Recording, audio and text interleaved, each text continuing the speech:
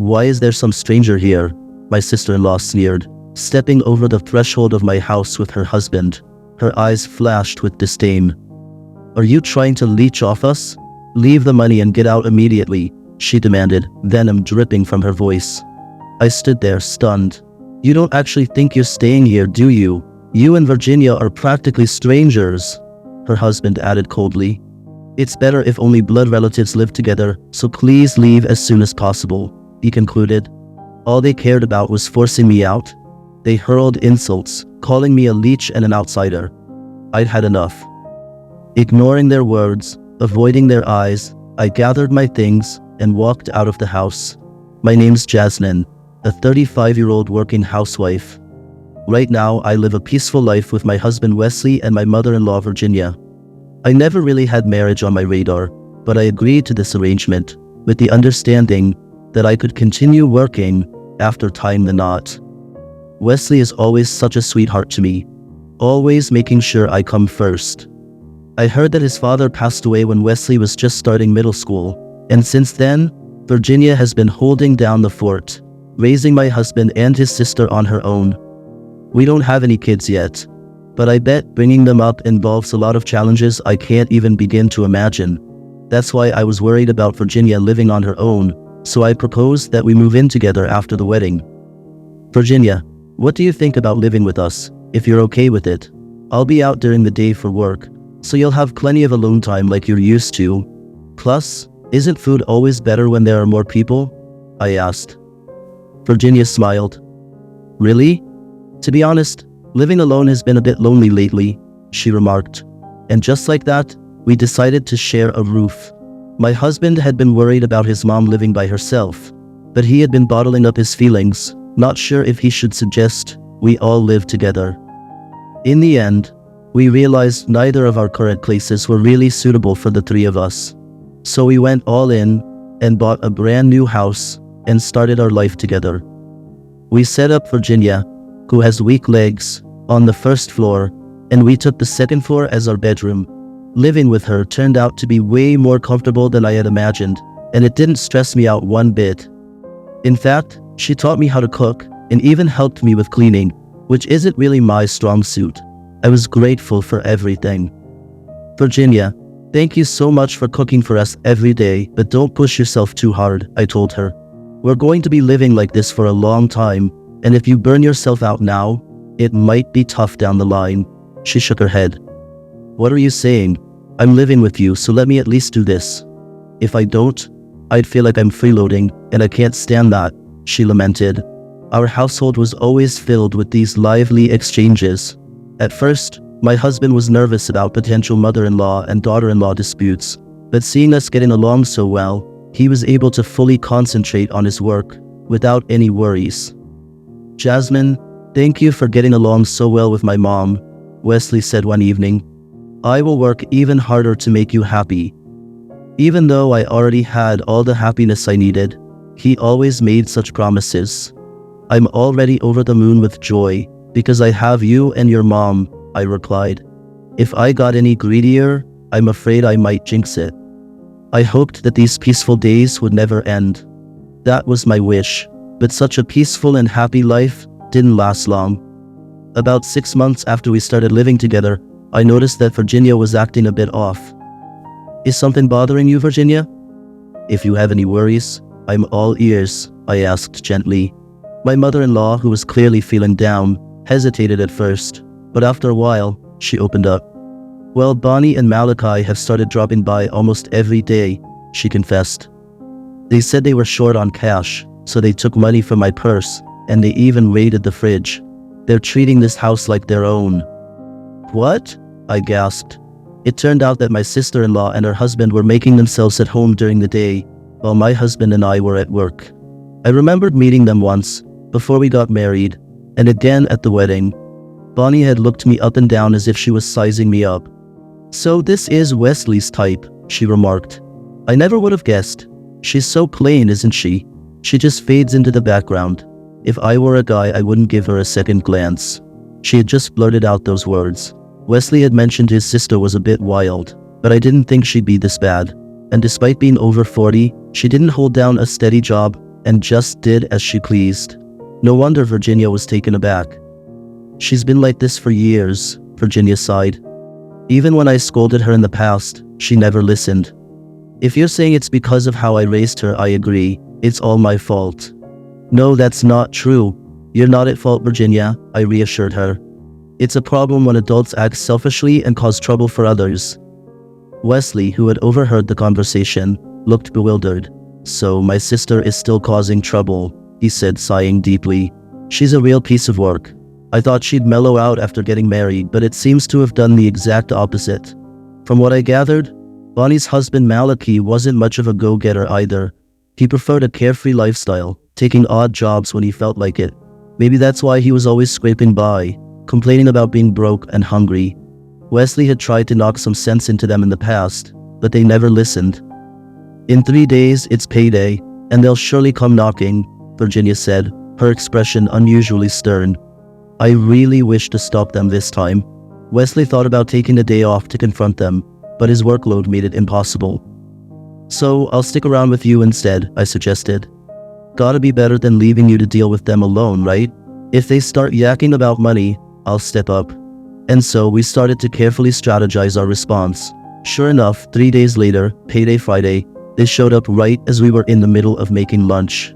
Hey Mom, we're home, Bonnie said. We're famished. Got anything good? Anything will do. Just rustle up some lunch, okay? But upon seeing me, my sister-in-law frowned. Wait, why is Jasmine here? Are you supposed to be working? I took the day off to spend time with your mom, I replied. But wait a minute, you just said we're home, like this is your place. Isn't that a little strange? I couldn't hold back my frustration at their audacious behavior. It's super weird to barge in announcing we're home, isn't it? And then to have the gall to ask her to whip up a meal for you. Just knowing that you've been treating our home like your personal pantry while we're not around really grinds my gears, I continued firmly. What are you going on about? Acting all high and mighty? Remember your place? Bonnie scoffed. You're only here because of my brother. How dare you talk to me like that? If you've got time to argue, you'd better get started on making our lunch, she demanded. Her antics left me stunned, and Virginia looked completely dejected. After that, Bonnie did as she pleased, raided our fridge, and even walked out with a bag full of groceries. Familiarity shouldn't be an excuse for disrespect. This episode made me realize my sister-in-law and her husband completely missed that point. At least with me being present, they didn't broach the subject of money. That was a small consolation. When my husband got back from work and I briefed him on the day's events, he was seething. I'll set them straight. I won't let them run rampant anymore. I've reached my limit, he said, his face flushed with an unusual intensity. Virginia kept apologizing. I'm sorry for all the trouble. But I reassured her. It wasn't your fault. We discussed a bunch of things until we felt a bit better. Following that day, my husband put his foot down, and their uninvited visits ceased, and Virginia began to regain her usual spirit. Just when I thought we three could get back to our peaceful life, about a week later, I got a phone call at work. All right, I'm heading there right now, I said, my thoughts just blanking out. It turned out my husband had suddenly gripped his chest in pain at work and was rushed to the hospital. His coworkers said he was unconscious by the time he was transported, and they were giving him chest compressions. With my hands shaking and voice trembling, I quickly dialed Virginia. Virginia, it's awful. Wesley, she interrupted. All right, I'm hailing a cab right now and heading to the hospital. She was quick to dash off. We each jumped in a taxi and raced to the designated hospital. We agreed to meet up at the hospital's general info desk and were then escorted to the room. But by the time we got there, my husband had already passed away. He was in cardiac arrest when he was brought in. We did everything we could, but I'm so sorry, the doctor explained. Wesley had died from a sudden heart attack. His mother and I were stunned by the sudden turn of events. The only solace was that my husband's face looked peaceful, as if he were simply taking a nap. He looked ready to wake up at any moment and ask, "Good morning, what's for breakfast today?" He wore such a tranquil expression. While mourning my unexpectedly departed husband, Virginia and I got to work on the funeral arrangements. Many people from his workplace, along with friends and acquaintances, showed up to pay their respects. The warmth at the funeral made it clear how much he had touched people's lives. Everything was so chaotic. Neither Virginia nor I had the time to grieve properly. There were no issues in his regular checkup, I said, crying. It's such a shame. If I had paid more attention to his health, this might not have happened. Virginia shook her head. What are you talking about? Jasmine, you did more than anyone could have expected. She and I continued to lift each other up. I was struggling to bounce back and ended up taking a break from work, staying home for a while. But amidst all this, another unexpected incident happened. This was about a month after my husband's sudden passing. Unexpectedly, our doorbell rang and Bonnie and her husband showed up. Excuse me? Why is a stranger in here? My sister-in-law sneered at me. This is absolutely ridiculous. Are you planning to mooch off us? Leave all your money and get out now, she demanded. I was totally taken aback. Even her husband chimed in. You're not thinking of staying in this house, are you? You and Virginia are practically strangers. I think it's best if only blood relatives live together from now on, so please leave as soon as you can. Next thing I knew, a moving truck pulled up, and the couple declared, laughing, "We're excited about living here, just us family." While I was grieving the loss of my husband, they showed no compassion at all. All they cared about was kicking me out of the house. They hurled insults, calling me a leech and an outsider. I'd had enough. Arguing with people like that just wasn't worth it. While I was packing my things in my room, Bonnie mocked, "What's up? Feeling blue you can't stay in this house? I know being a widow's tough, but you've got to hang tough. You're younger than me. You'll manage somehow." I disregarded her words, didn't make eye contact, and left the house. Obviously, I have no clue what happened to them after that. The first place I headed after walking out of that house in silence was, of course, the real estate agent. It was to quickly put up for sale the house and property that Bonnie had usurped. There was no mortgage to pay off, and if I could get the paperwork done, I could wash my hands of the two. That was my plan. I had a gut feeling about this, so I had made various preparations just in case things went south. I had mapped out various escape routes for Virginia to get away from her daughter, and just in case, I had even secured a potential new place. Bonnie and her husband probably planned to live off Virginia's savings, but I wasn't about to let them have their way. Even if there's no blood bond, I decided to take care of my mother-in-law for the rest of her life. Virginia announced she was going shopping and dropped by my place. "Virginia, let's stay at this hotel until our new place is ready. It's gonna be a bit tight. We'll be sharing a room for a while, but bear with me, okay?" I said. "I'm not worried about that. But do you think we'll be all right? Those kids might start tailing us again," she replied, visibly nervous. I reassured her, "Don't sweat it. I won't let them push us around anymore." Things were quiet for a while, but sure enough, about a month later, they contacted us in a flurry.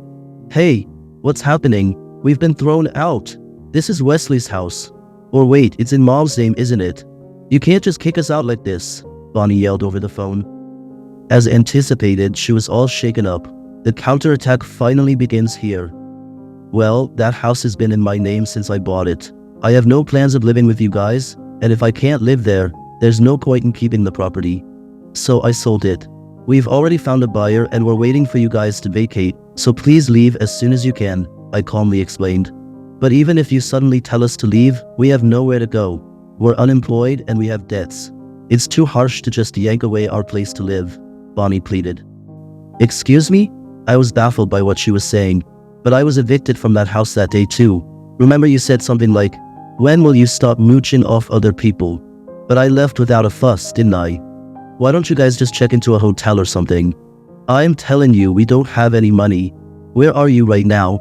You're with Mom, aren't you? Let me talk to her. Otherwise, we won't be able to survive," my sister-in-law insisted desperately. I figured they must be significantly in the red and already being hounded by debt collectors.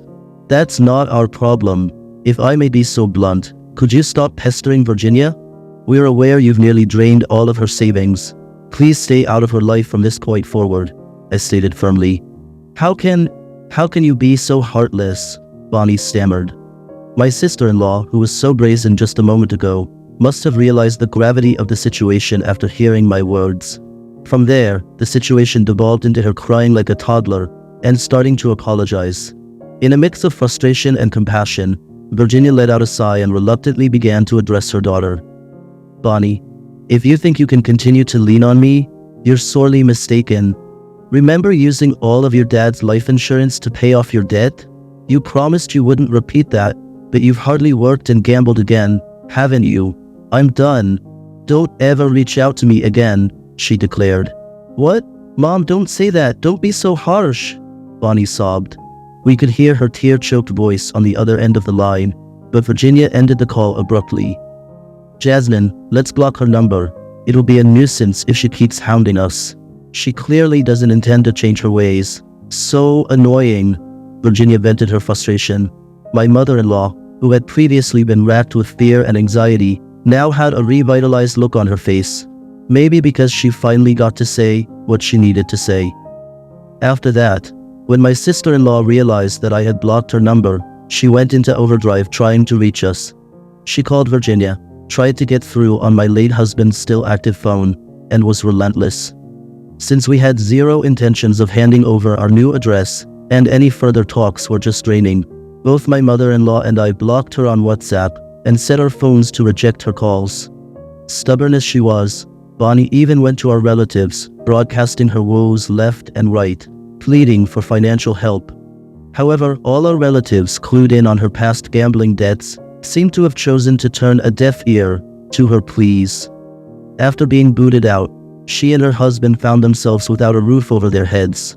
They resorted to day jobs to get by and spent their nights in a park until they could secure an apartment. They had been so high and mighty before, but look at them now. It's a sorry sight. At this stage, Virginia and I have no plans to lend them a helping hand, no matter what. We're just going to sit back and watch them sink into their debt-filled abyss. A month breezed by, and I finally came to terms with the harsh reality of my husband's death and made my way back to work. I had dropped a bunch of weight and it was causing concern, but now, after work, I return home to my sweet mother-in-law, who greets me with a warm smile. It's incredibly comforting. While our living arrangement is a tad unconventional, I want to keep living this pleasant life with her,